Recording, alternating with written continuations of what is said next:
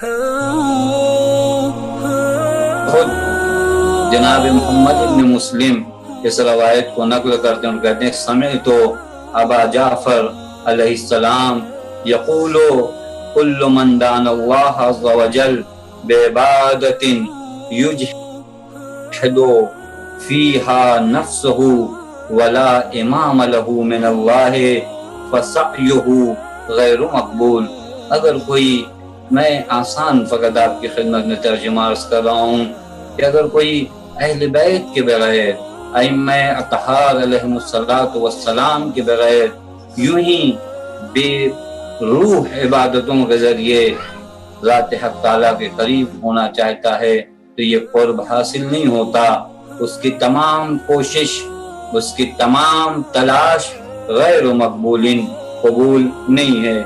بات واقعاً توجہ کریے گا، یہ شہادت ولایت حضرت امیر ایک خاص پیغام لے کر آتی ہے ہماری عبادتوں کے لیے، ہماری اطاعتوں کے لیے، کہ تم ان سے رابطہ برقرار کرو، ان سے جس قدر تمہارا رابطہ گہرا ہوگا۔ واقعاً اگر عبادت ہو صحیح معنوں میں، جتنا رابطہ ولی خدا سے تمہارا گہرا ہوتا ہے اتنا ہی تمہاری عبادتیں بامعنی ہوتی ہیں۔ میں آپ کی خدمت میں عرض کروں، کبھی کبھار یہ بے معنی اور بامعنی یہ لفظ تو ہم لوگ بہت سنتے ہیں نا، کہتے ہیں یہ لفظ جو ہے بامعنی، یعنی اس لفظ کا اپنا ایک معنی ہے۔ کبھی کبھار ایک لفظ بولا جاتا ہے جو بے معنی ہوتا ہے، اس کا معنی نہیں ہوتا۔ مثلا اسی کو مستعمل محمل اگر اصطلاح کی زبان میں کہا جائے، مطلب ہم کہتے ہیں روٹی، اس کا معنی ہے اوٹی، اس کا کوئی معنی نہیں۔ پانی، وانی، پانی کا تو معنی ہے لیکن وانی کا معنی نہیں ہے، یہی بے معنی لفظ۔ اسی طرح عبادت کبھی بامعنی ہوتی ہے، کبھی بے معنی عبادتیں ہوتی ہیں۔ وہ عبادتیں جو بغیر ولی خدا پر اعتقاد رکھے کی جاتی ہیں وہ بے معنی عبادتیں ہیں۔ بے معنی عبادتیں آسان ہیں، کبھی کبھار بعضوں کے ذہن میں سوال آتا ہے کہ کیسے ممکن ہے کہ میں اتنی عبادتیں کروں لیکن ولایت حضرت امیر اگر نہ ہو تو میری تمام عبادت رائے گاں ہو جائیں گی۔ آپ مجھے انصاف سے بتائیے، اگر میں نے پوری ایک کاپی، پوری ایک بک، پوری ایک کتاب ایسے الفاظ پہ لکھی ہو جن الفاظ کا کوئی معنی نہ ہو، محمل الفاظ، تو اس بک کا خریدار کون ہوگا؟ اس بک کو کون پڑھ سکے گا؟ اس بک کو کون سمجھ سکے گا؟ یہ فقط ردی کی ٹوکری میں کام آنے والی کہ بے معنی الفاظ سے آپ نے پوری بک لکھ ڈالی ہے جس کا کوئی معنی نہیں، جس کی کوئی ویلیو نہیں۔ اسی طریقے سے اگر عبادتیں ولی خدا سے رابطے کے بغیر وجود میں آتی ہیں تو عبادتیں بے معنی ہیں۔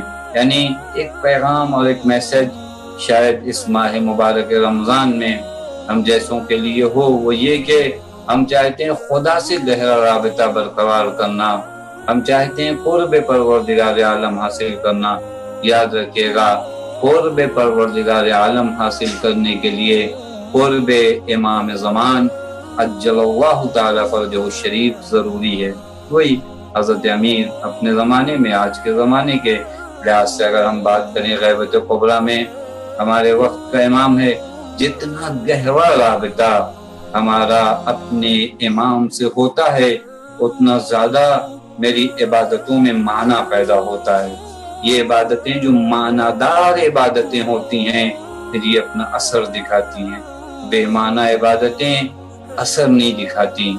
بے معنی عبادتیں زمانوں سے کی جاتی، سالہ سال اگر بے معنی عبادتیں کی جائیں تو اپنا کوئی اثر نہیں دکھاتی، ان کی کوئی حیثیت نہیں ہوتی، ان کی کوئی ویلیو نہیں ہوتی۔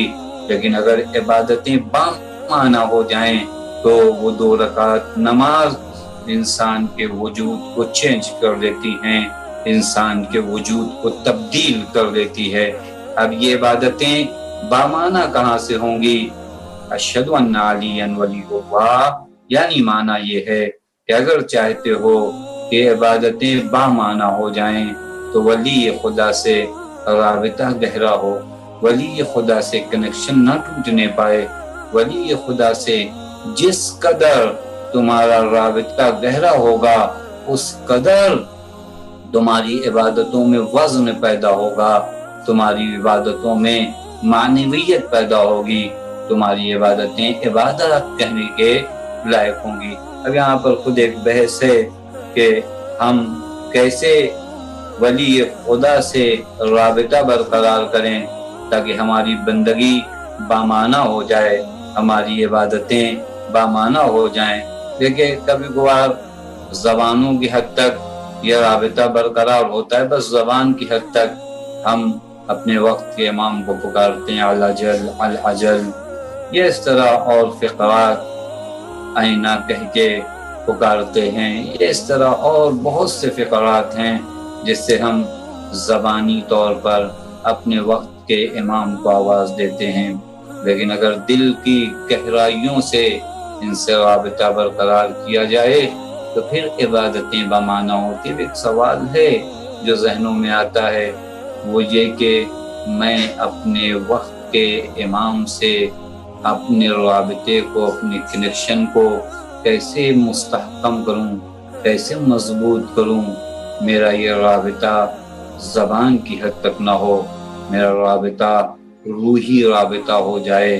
کبھی کبھار بعض رابطے اتنے ناچیز ہوتے ہیں، اتنے معمولی ہوتے ہیں، چند چیزوں کی وجہ سے وہ رابطے ٹوٹ جاتے ہیں۔ آپ جانتے ہیں کتنے لوگ مرتبط تھے اہل بیت علیہ الصلوۃ والسلام سے، لیکن یہ رابطہ بڑی آسانی سے ٹوٹ گیا کیونکہ کنیکشن نہیں تھا۔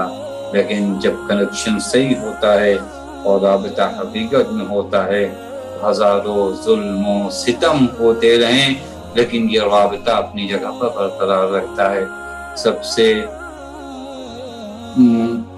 متعارف اور سب سے مشہور مثال جو ہمارے سامنے نظر آتی ہے وہ شہدائے کربلا کی ہے۔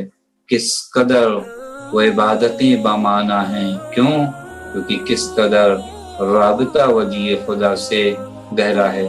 میں ایک بات فقط آپ کی خدمت میں عرض کروں، وہ یہ کہ میرا رابطہ میرے امام سے مضبوط کیسے ہو، یہ رابطہ ٹوٹنے نہ پائے۔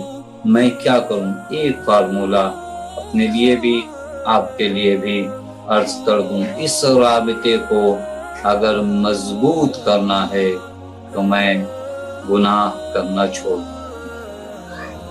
جتنا میں گناہوں سے دور ہوں گا، یہ آسان سی بات ہے، جتنے میرے وجود سے پلیدگیاں، نجاستیں دور ہوں گی، صاحبان تطہیر سے میرا رابطہ محکم ہوگا۔ گناہوں کو ترک کرنا، اپنے وقت کے امام سے محکم رابطہ برقرار کرنا۔ جس قدر وہاں گناہ کو میں ترک کروں، میں جھوٹ ترک کروں، میں غیبت ترک کروں، میں ظلم و ستم کو ترک کروں، میں حقوق کی پامالی کو ترک کروں، میں مومنین کی توہین کو ترک کروں، میں ماں باپ کی بے احترامی کو ترک کروں، میں بزرگوں کی بے احترامی کو ترک کروں، میں غرباء اور مساکین کی دل آزاری کو ترک کروں۔ اس طرح کے اور بہت سے گناہ جو اب بھی میرے وجود میں ہیں، ان گناہوں کو جس قدر میں ترک کرتا جاؤں گا اس قدر میرا رابطہ میرے امام سے برقرار ہوتا جائے گا اور مضبوط ہوتا جائے گا۔ اور جوں یہ رابطہ برقرار ہوگا اور جوں یہ رابطہ محکم ہوگا، اس رابطے کا سب سے بڑا فائدہ کیا ہوگا کہ میری بندگی اور میری عبادت معنی پیدا کر دے گی، جس کے لیے میں خلق ما خلقت الجن والانس الا لیعبدون۔ اگر میں عبادت کے لیے خلق ہوا ہوں تو بامعنی عبادت اگر میں چاہتا ہوں تو اشہد ان علی ولی اللہ، یہ جو میں گواہی دیتا ہوں، یہ گواہی میرے وجود کا ایک ایک حصہ یہ گواہی دے۔ اور آج کے زمانے میں جو سبب فیض ہیں، وہ ذات جو پردہ غیب میں ہے، اس سے جتنا گہرا رابطہ میرا ہوتا ہے اتنا زیادہ میں نمازوں کو بامعنی بنا سکتا ہوں۔